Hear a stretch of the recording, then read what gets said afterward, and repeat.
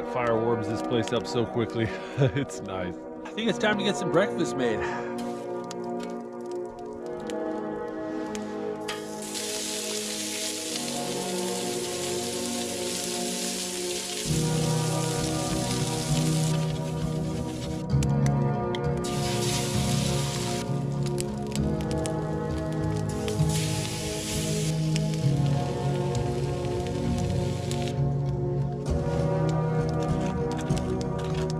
Got ourselves a lovely breakfast. We got some smoked pork jowl bacon, homemade crumpets that I made a few days ago, fried tomato, egg. Not bad at all. Butter and crumpets is hard to beat. If you never had them, they're kind of like thick pancakes. Really similar recipe to pancakes.